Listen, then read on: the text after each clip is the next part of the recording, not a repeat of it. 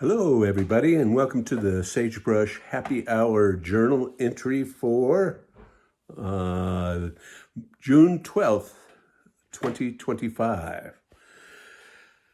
So today has been, I guess the best way to describe it is a bit of a disaster, or at least disaster mitigation. So last night I got the hot tub up to a comfortable 104 degrees and went in and did a nice little dip in it, and I was nice and relaxed, and I went to bed. But at 4:54 this morning, a.m., Annie woke me up and said the power's out, and so I immediately knew that it was due to the hot tub trying to maintain the 104 degrees throughout the night in what it's called its standard mode.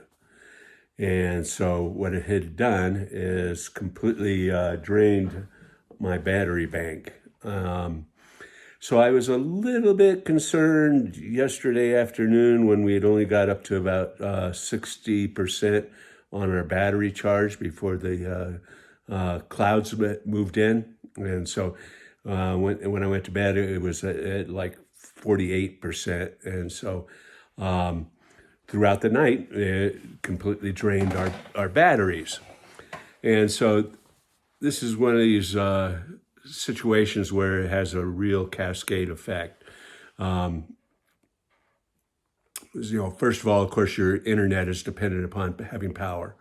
And basically, all my devices are, there's so many devices that are tied together in the smart home over the internet. And so that's one thing. And so I went out, before dawn, and it was barely getting light at 5 a.m. And pulled out the generator and hooked up the generator to my new generator switch. And this is the first time that I had actually used that configuration where we had I forget what it's exactly called, where it's a switch that you can basically hit the switch and it goes to the generator rather than the line. Basically, when you have zero power, is that the inverter cannot start. And so if the inverter cannot start, it can't channel the charging from the generator to the batteries. So I switched off all the batteries and then switched on one of the more powerful batteries on, and it was like at 1%, and just had enough to get the inverter running enough that it could start accepting a charge and sending a charge to the batteries. And of course, as soon as I did that, then it tripped the inverter off again because I hadn't turned off all the loads in the house. So I had to, run back in, make sure, turn everything off, turn off the master breaker inside the house, then go out there and then, toggle the battery again until I could get it to get the inverter on enough to start charging. And so once I got that inverter on and it was showing that it was charging from the generator, which was a gasoline generator, so I was basically running on gasoline at that point. Then I was able to try to toggle on all the other batteries to see if they would take a charge. And of course, that's putting a big load on the generator at that point. And it's just basically clicking on and off and whether or not it's charging or not. And so this is all still before I've had coffee and I'm in my pajamas and it's dark out. So I let that run, and I went inside and I said, okay, at least I can make a pot of coffee and just make it on the stove. Unfortunately, our stove, the piezo igniters, won't operate unless there's power. And I think there's also a valve shut off on there. If there's no power, it won't allow you to turn the burners on or with gas. So you wouldn't get into a situation where the power went out and the gas was still going. So basically, I was stymied at the stove, and so I thought I could have gone outside to my grill and turned on the propane in the grill and heated a pot that way. But I went ahead and I just flipped on the breaker for the kitchen and then started the burner and a kettle of hot water so that I could use a French press to make coffee. So that was one mission. So at that point, it was like, okay, the best course of action is just have a cup of coffee, let it charge a little bit to at least that we could turn on a breaker and get the internet on, and then then we can do some lights and stuff like that. But the whole idea was that since we're running off the generators, and it couldn't do it much until we actually started generating some electricity from our solar panels. And I had misread the forecast yesterday, and I had presumed that it was going to be sunny all day. And unfortunately, that was not true. So at least it was sunny when the sun finally came up. And so I actually started generating electricity from the solar panels at about 8:30 this morning. So from 5 till 8:30, we were running on the generator and maybe got about 10% charge on 3 of the batteries. And the next thing that happened is I have 2 different types of batteries. I have these ones that are called EGLLs, which are kind of the deluxe battery.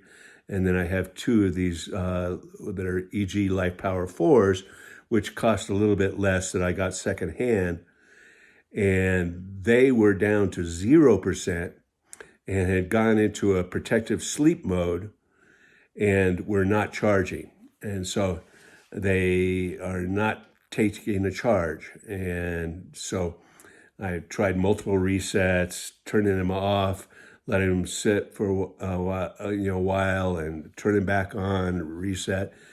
And so still they are non-functional at this point. They're in a protective sleep mode.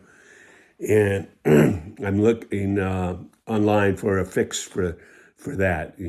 They say that once you start charging, that they should wake up and begin to charge, and then after they get up to 20%, the alarm will go off and turn off. And however, that is not the case at the moment, and so I'm down to 3 batteries out of 5, and so those 3 batteries were charging this morning. And then the next thing was getting the internet up, and I got the internet up. And then the Home Assistant, which is a separate computer, headless computer called an Intel Nuke, that was running Home Assistant, that wouldn't boot up. And so I had to get that, hook it up to a monitor and a keyboard, and go into the BIOS and reset that. And so finally I got Home Assistant up, which allows me to monitor everything by charging and how much power I'm getting off the solar panels, how much power I'm getting from a generator or whatever. So that was basically half the morning spent with my pulling out my hair, worrying that I'd lost my Home Assistant. And so finally got that back up again.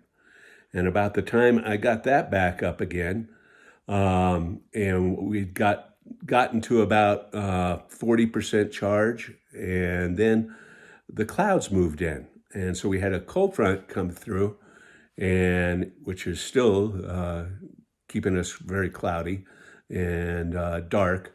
And so that further affected my charging situation. So right now, what we're at is I can go over here and take a look at our charges. That we're at 49%, which is not where I'd really like to be, considering that I've got the 3 batteries, which would be 15 kilowatt hours of capacity. And so the clouds have moved in, but we haven't got any substantial rain. We just had a couple drops, and these really dark thunder clouds, and it's all virga. I mean, if I could look out the window here, I can see the virga falling down, and it's just not getting to the ground. So this is a situation that happens here quite a bit, is because we're kind of in this kind of rain shadow where the ground is so warm it is evaporating the rain before it hits the ground. And so that's not ideal either.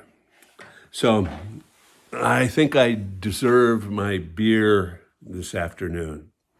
So that's kind of what's happening on the Mesa today. Cheers, everybody.